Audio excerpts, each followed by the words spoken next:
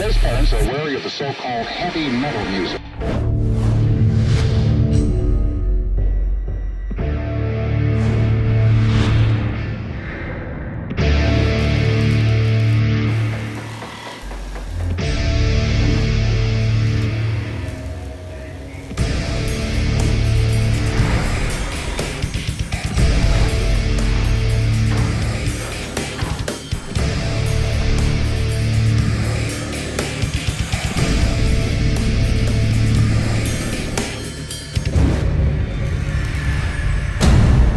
Salut à tous, METALXS, c'est l'essentiel de l'actualité métal et dérivé en quelques minutes, le tout en images, en musique et en interview. METALXS est une exclusivité Refix by Crédit Mutuel, la plateforme de toutes les musiques, tous les talents en partenariat avec Artforce. C'est parti!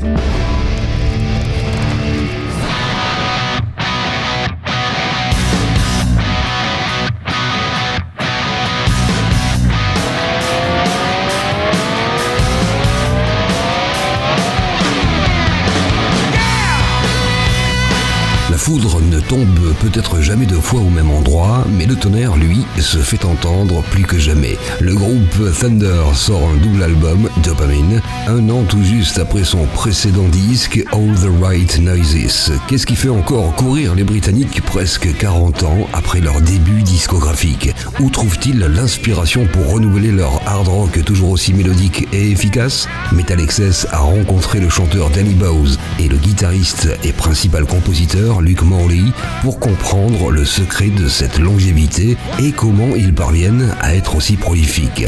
Non sans cette pointe d'humour qui les caractérise depuis toujours. We're releasing another album in about 3 weeks' time before that one, and it's got 6 discs. Yeah, we just, you know, the positive thing about the pandemic and lockdown was that, you know, it created a big window, lots of time for writing songs, and loads of inspiration in terms of because lots of things going on. The world's an interesting place at the moment. Not all good, but it's interesting. So lots of things to write about. So yeah, it's been a good time for writing songs and no time to play shows. Yeah, I mean, no chance to play shows. No distractions at all. So it's all good. La pochette de Dopamine montre deux femmes très occupées à se prendre en selfie. Faut-il y voir une critique du monde actuel où l'image ne passe que par le prisme des réseaux sociaux? I think it's probably much more to do with our slightly dark sense of humour than anything else. I think we're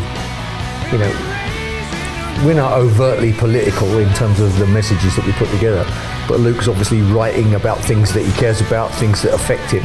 So there is social commentary in the music, and I think there's a kind of a loose theme that runs through the album. It kind of touches on the themes of the isolation and the sense of being trapped that the lockdown brought to everybody around the world.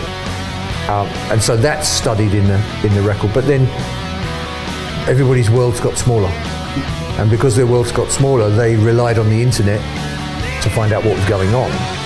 But I think a lot of people's lives have changed quite dramatically as a result of lockdown and COVID and the pandemic. And I think not necessarily for the good. So if people are kind of receiving their self-worth via their phone, and they're kind of hooking up every morning to find out if what they wrote the night before has made them more popular, then there's something slightly wrong with that picture. And but we would always express it in a slightly dark, humorous way, and that's where the image comes from. I don't think there's any sort of. I think art is a good thing to reflect. Creative writing, whether it's in music or film or theatre, whatever it is or should and will always reflect what's going on in the world, and people, I guess, can make their own minds up. What's interesting is that we're here in France, and all the interviews we've done, people have talked about the cover and they've understood the meaning of the cover. It's really interesting. In other places we speak to journalists, they don't care. They just say, why have you got girls on your cover? Can you really do this in 2022? Yeah, 2 hot chicks. They're missing the point. It's fascinating. But it's all the more gratifying to be here and to actually speak with journalists who do understand what we've done.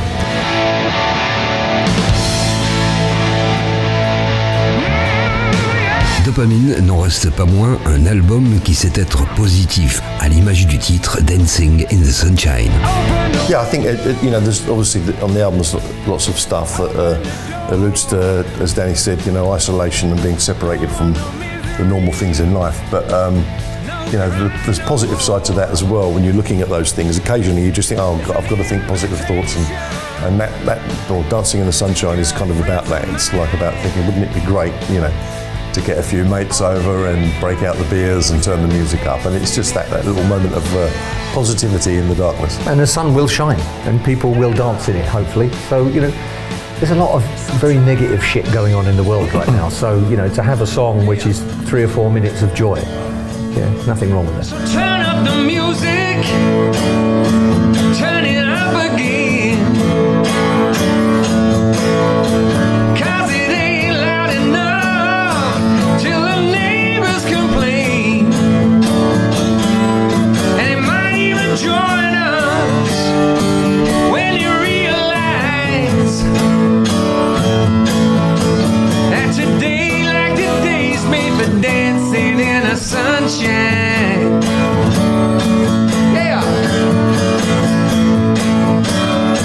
Sing it to me.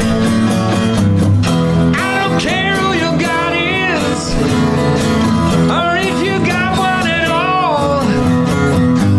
The time's right for a party.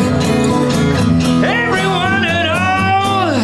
You can keep the moonlight and hold the stars. We got everything we need. Let's make a start. 'Cause the skies are shining. Thunder est un groupe de hard rock dans la grande tradition britannique, mais a décidé d'incorporer des titres acoustiques pour varier les atmosphères et ne jamais laisser retomber l'attention de l'auditeur. Well, we can't afford to get bored. We don't want to be bored. We want to push it, and luckily for us, we have an audience that trusts us, I think, to deliver good music, and they're happy to go along and give us the room to explore it. We're not like AC/DC. We don't make one kind of record. We make records initially for ourselves, and if we feel we can push it creatively and our audience is prepared to listen to it, it enables us to do that more. And we've done that a lot over the last 4 albums, and hopefully we'll continue to do it. On a day like today, we should be dancing in the sunshine. Yes, a day like today's made for dancing in the sunshine. On a day like today, we should be dancing in the sunshine. Yeah, yeah, yeah. Après 32 ans de carrière discographique sous le nom de Thunder et quelques-uns de plus auparavant avec le groupe Terraplane, comment explique-t-il la longévité de leur aventure musicale? It's been terrible. We hate each other. I think it's one of those. I mean, you have to remember that we met when we were children. We were 11 years old, right? So We've known each other over 50 years. Yeah. So any kind of differences that we were going to have or would have occurred by now. And I think because we're quite different people, that really helps. Because in many ways, and we're also very fortunately, we both tend to be good at something that the other one isn't so good at. I mean, Danny runs the band's business and runs it very well, so he manages the band. I write the songs and organise the music, and that's kind of that's what I do. So we trust each other to do those jobs. So we're able to, and that's good, because if you're a musician, if you're on the creative side, business is like, okay, I've got to go. But if Danny being good at what he's good at allows me the freedom to be able to work very hard at what I do, and that's the answer. So, and we're all we've always pulled in the same direction. I think because we have a lot of shared experience, growing up together, being at the same school and stuff, listening to the same music, going to the same gigs, sleeping with the same girls, all of that stuff. just, you know, all of those things. Sorry about that. Sorry, Mum. All of those things are a part of a sort of shared experience, and that makes things easier. So, points of reference wise, you know, there's some things that we don't even have to discuss because I know what he's going to think, and vice versa. So that's very useful, and I think providing that you have to be able to also be aware of yourself. I think in any successful relationship, business or marriage or anything like that, you have to be very aware of yourself and realise that there are some things about you that might really irritate the other person, and they have to realise that. And then too. do them a lot. Yeah. So, fortunately, we don't do that, so that's good. You know. I think for me, I think the secret is the fact that, you know, when you're in a band, your relationship is tested in a way, it's almost like an accelerated relationship. You're put into situations that test you more than you would in real life. So being in a band for 10 years is like being married for 40 years, almost. And I think because you go through such a lot of good and bad together, that gives you the shared experience. You know, you deal with it together. You handle it together. You know, you enjoy the good bits, and then you kind of cry over the bad bits. But you do it together. So it makes you strong. It just gives you an understanding which you can apply to all the other areas of your business. So for us, it's not something we talk about. It's not something we need to talk about.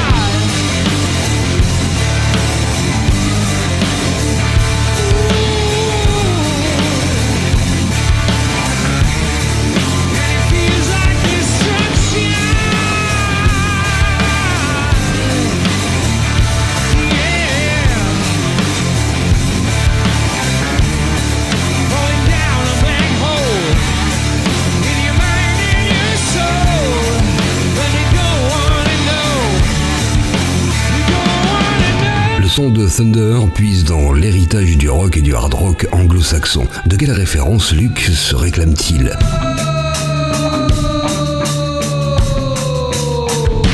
There's lots of different guitar sounds that I love. I suppose the first sort of guitar sound that I fell in love because it was a great guitar sound was Jimi Hendrix. An amazing, you know, and now it's really funny. When I first picked up the guitar, I tried to imitate everything he did. But now, as having been playing guitar for 50 years or whatever it is, I can see how clever he was. Back then I didn't. I just thought I just wanted to be like him and be flash and be able to play all those things. But as a mature musician, you listen to his records now and you go, wow, he was a very clever guy. But I suppose, I don't know, there's lots of great guitar sounds. Eddie Van Halen had a fantastic guitar sound, which changed music in the same way that Hendrix changed music. Paul Kossoff? Yeah, Paul Kossoff. I think probably the person though that I would pick as being the master of guitar sounds would be Jimmy Page, because I think he uses many different kinds of sounds and textures, and he uses the guitar as a paintbrush, and I think that's what I like about him. It's not playing guitar just, you know, playing guitar's sake. The guitar is just part of the whole kind of sonic picture. And how he uses it, and how he puts some guitars over other guitars that sound totally different and shouldn't really go together, but they do. And the way he does mad things with stereo, and he was very ahead of his time. And I think a brilliant arranger of guitars. So I suppose he would be the person that I think, you know, has done probably more for the guitar in popular music than anybody else, maybe, in terms of what it can do. I like great acoustic guitar sounds as well. I mean, I love Pete Townshend's acoustic guitar playing. Fantastic. And the start of Pinball Wizard is so exciting. And it's just an acoustic guitar, but it's his playing. It's his attack and ferocity of his playing, which is fantastic. There's so much. There's so many great guitar sounds. Dans le même esprit, quel serait le top 5 des albums qu'il recommanderait ? Made in Japan, for sure. Deep Purple. Physical Graffiti, Led Zeppelin. Yeah. Quadrophenia, The Who. All double albums then, by the way. Yeah. The White Album, The Beatles, that's another double album. Free Live, I would say. That was the one that made me realise I wanted to be a singer.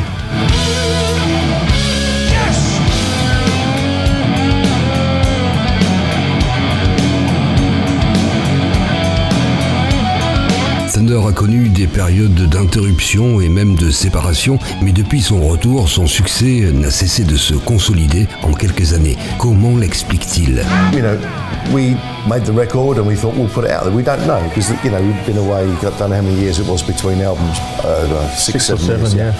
And you come back and you never know. You can't take anything for granted. You don't know how people are going to react to it. But what's been really interesting is that since that album, 7 years ago, our career has still really, really solid in the UK, really, really good, and sales have always got a nice upward curve. But it's been in other territories where the band has seemed to have got more popular quite quickly. And we're a bit mystified by that. We don't quite understand it, but it's great. We don't really feel like we've done anything different. No. It's almost like the world has caught us up a bit. They've kind of come to realise that they quite like us. And we don't quite know why that is, but we're very grateful. Yeah. We're quite happy to take it, and it's... I'm starting to develop a theory about it. Are you? I am. Interesting. Pray tell. Which is that I think the kind of music that we play, rock with kind of traditional classic values, I suppose, there's not many bands that do it anymore. There aren't, and lots of them are quite old now, and have had long careers, and I think there's lots of people that still... So you're waiting for them to die, aren't you? Yeah, basically, yeah. Shoot them all. So we can take over. Exactly right. Now, I think what's happened is lots and lots of people like the kind of music, generally the kind of music that we play. And I think maybe, a lot of those bands that maybe are sort of starting to slow down or retire, we still do that kind of style of music, so maybe there's a bit of that going on too, I don't know. Maybe we're stepping into their positions. Yes, who can say? Who knows?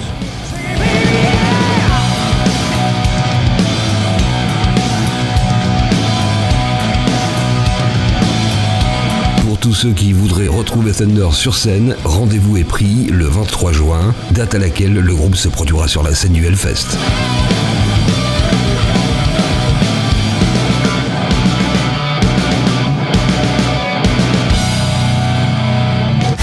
Parmi les albums attendus dans les prochains jours, notez sur vos tablettes.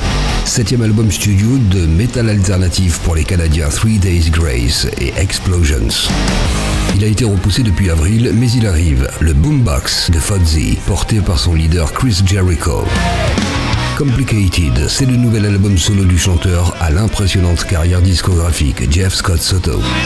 Le super groupe Motor Sister avec Scott Ian, Joey Vera, John Tempesta, Pearl Day et Jim Wilson sort son deuxième disque Get Off. Sa musique s'y prête, Sabaton sort la version symphonique de son dernier album, The Symphony to End All Wars. On en parle beaucoup, c'est Ibaraki, le projet étonnant de Matt Heafy de Trivium avec l'album Rashomon.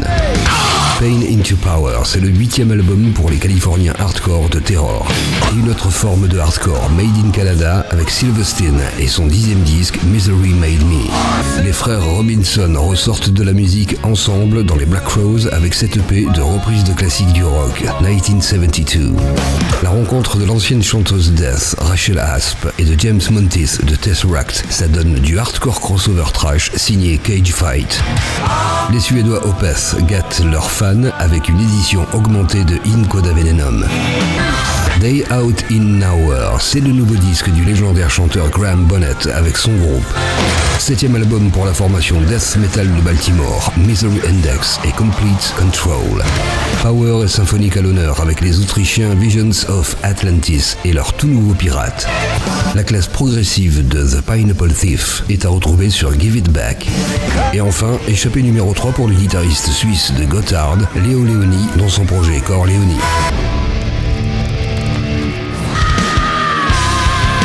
Une tempête hard rock, dans sa version la plus moderne, souffle outre-Atlantique par la voix de l'incroyable Lzzy Hale et la puissance de son groupe Halestorm. Back from the Dead est le titre de son 5e album studio et il fait déjà l'unanimité pour son époustouflante énergie, une déflagration après 2 années de frustration, de retenue et d'introspection. METALXS a réussi à saisir la chanteuse et guitariste juste avant qu'elle ne soit prise dans l'œil du cyclone de sa tournée américaine pour qu'elle nous présente justement Back from the Dead. I mean, between the artwork and the music, I believe that this album is different than the rest of our albums, given the circumstances and more or less the reason why we ended up writing it was because we were forced to be creative, and we were forced to write our way through all of these situations, because that was the only weapon in our arsenal that we had. We didn't have touring, we didn't see anybody, so the social aspect, we're very isolated in it, and so you have to recreate your world. You have to write, or at least myself personally, I have to write these songs in order to rediscover who I am, to remind myself that everything's going to be okay. Also to, in my own way, put out a little bit of hope in the world and a little bit of positivity, because that's always been more or less my mission statement. I remember feeling that when I was a late teenager, that if I ever got to the point where somebody was listening, for better or worse, that I would, try to put out that, that feeling of empowerment and positivity, because there's too much hate for hate's sake, and there's too much darkness in the world. So really with this album, our mentality was that if we never get any of those other aspects of our life back, if we never get to tour again, if we never get to see people again, this is the vehicle, and this is the way that we're going to put together everything that we care about, everything we would ever want to say to the world, to ourselves, to our fans, and put it all in one package of just anthems, and really don't leave anything back. Don't hold back in any way. And so I feel like that we accomplished that. And the beautiful thing about being on this other side of this album is that I feel like our fans are going to be able to see themselves in these songs, just in the same way that I see a lot of myself in these songs.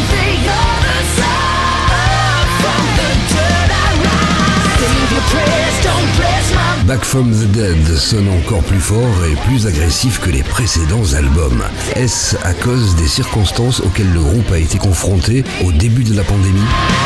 Absolutely. I believe that the angrier, grittier side of this album was more or less something that we had to do to let it all out, so to speak, and to just relieve ourselves and express exactly what we were feeling on the inside. And I know that everybody was feeling the same weight of the world and the same frustration.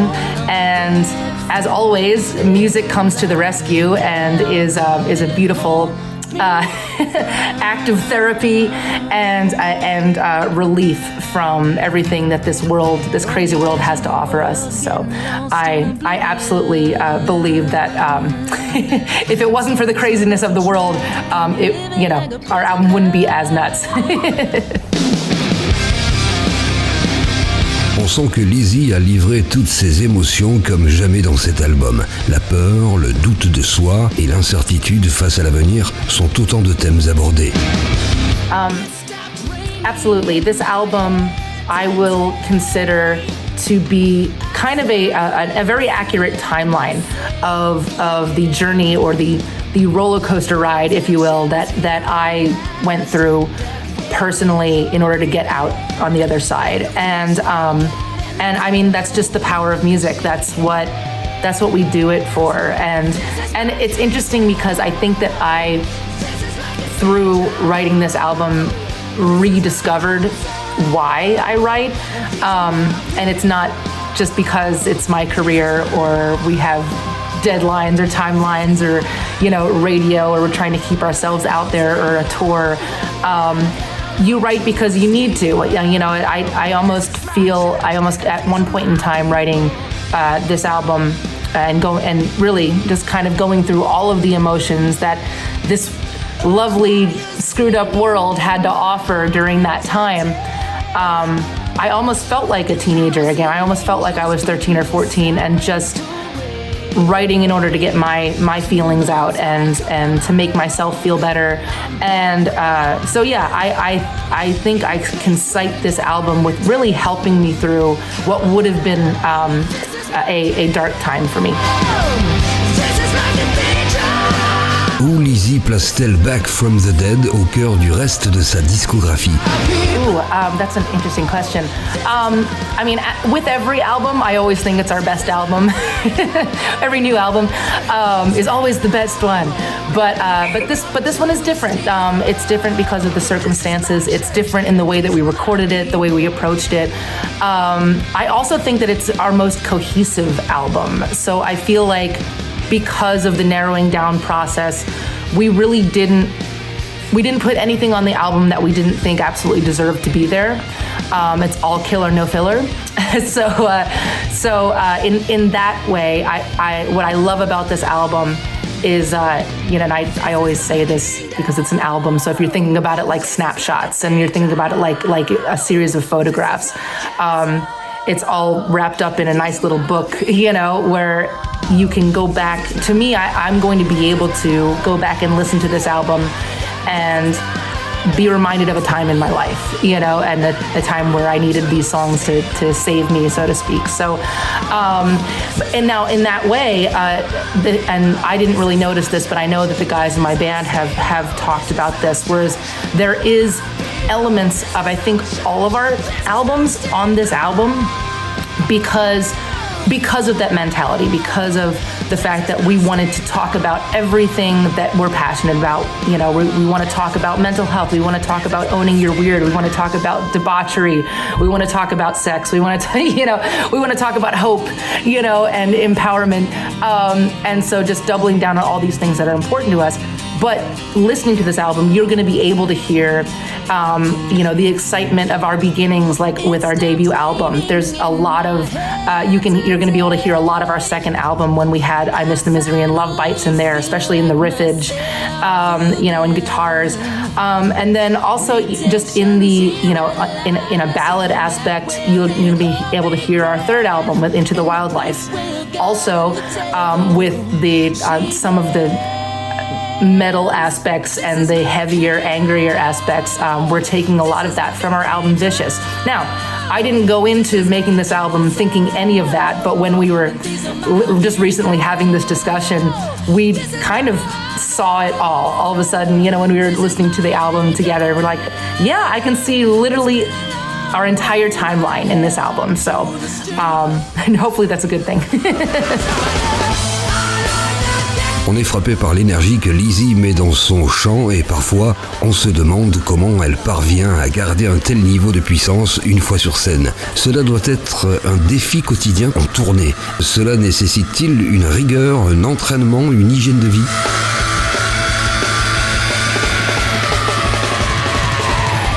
Absolutely.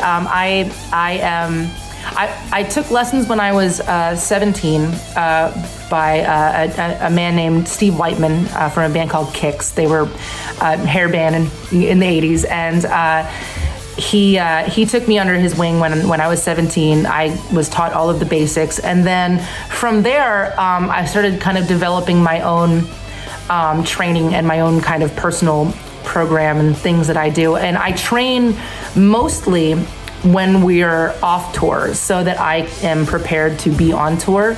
A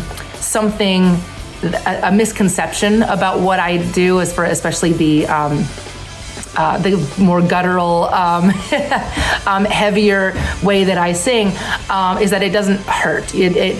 Those things shouldn't feel like you're doing any effort at all. It's more about resonance areas. So you have your chest resonance, you have your mask resonance, you have a head resonance. You also have this back palate, which, according to my old vocal coach and nearly every vocal doctor or whatever that I've actually seen, I have a very cavernous mouth, so I have a big mouth, and that helps because you can really just reverberate off of the thing. But my angrier, more tritone things are more or less a mix of all of those areas, and so it's kind of a trick, but also you have to, if I were to give any advice to young singers, definitely focus on your breath control.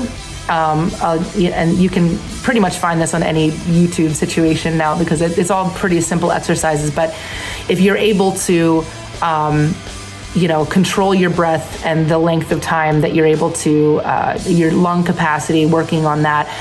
That's going to help tremendously when you're on stage, because you're not constantly trying to gasp for air, which the air is the fuel. You're just kind of, and then from with all of your internal mechanisms, that the air is the motor, and then you're basically guiding your voice out there with using some of those different areas in your body.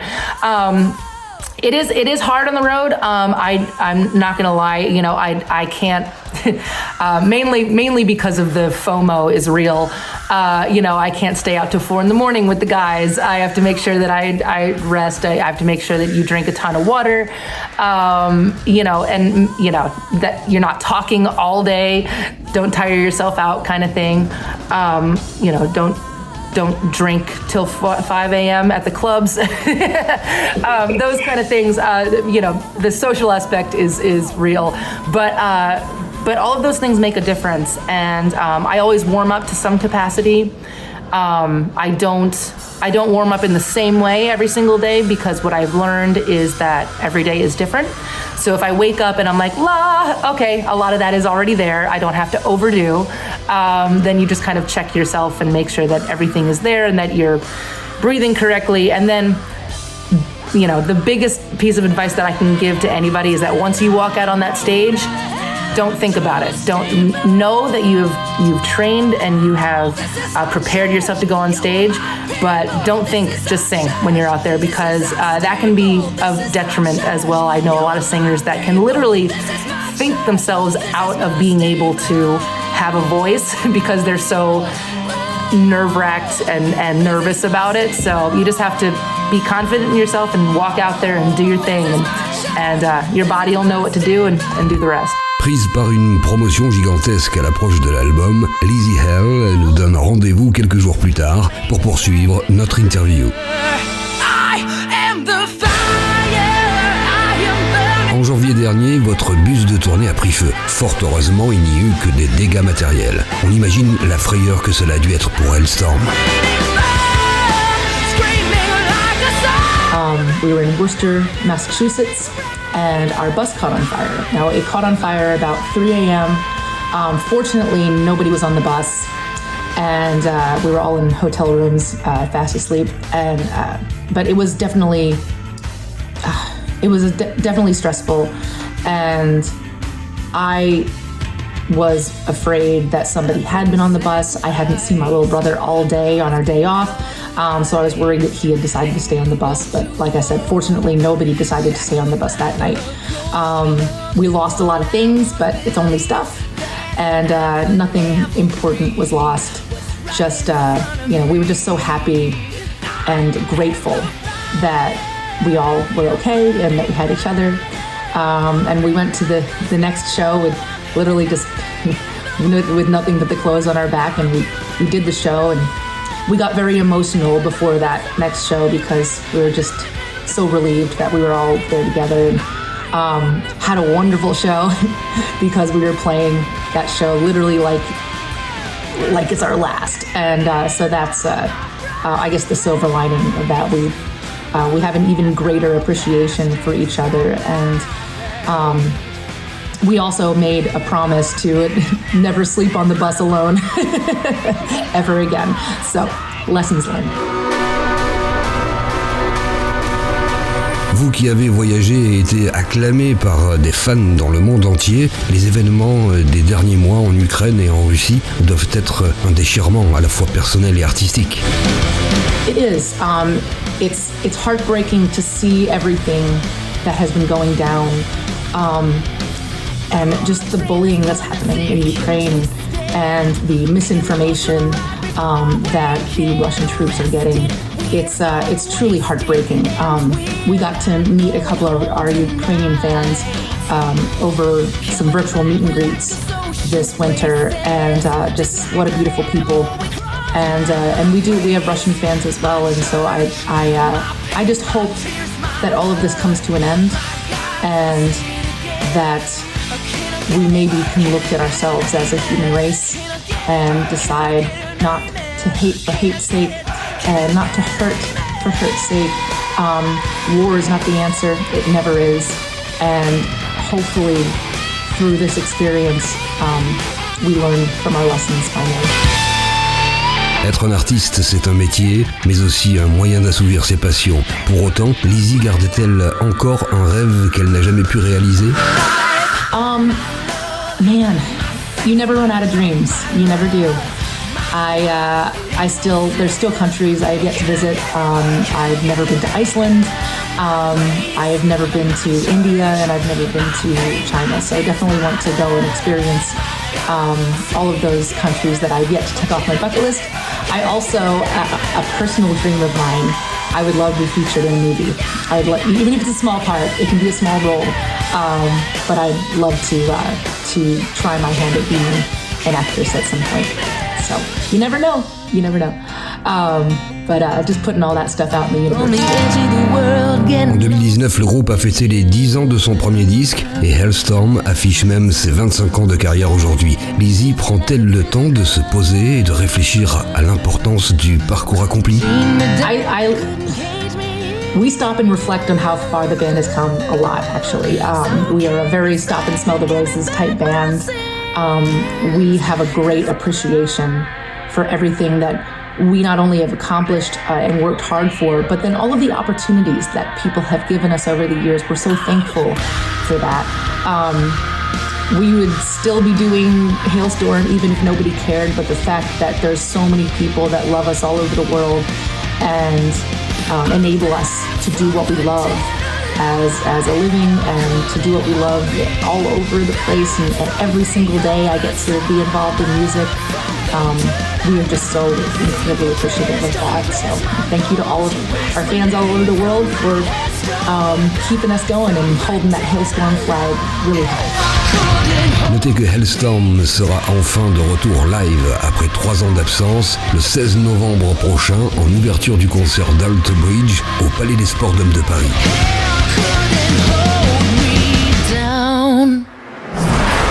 Voilà, METALXS, c'est terminé pour aujourd'hui. On se retrouve dans 15 jours pour un nouveau numéro avec toujours plus d'interviews, de surprises et de contenus inédits. Un immense merci pour votre fidélité et n'oubliez pas de prolonger l'expérience métal sur riffx.fr. Salut!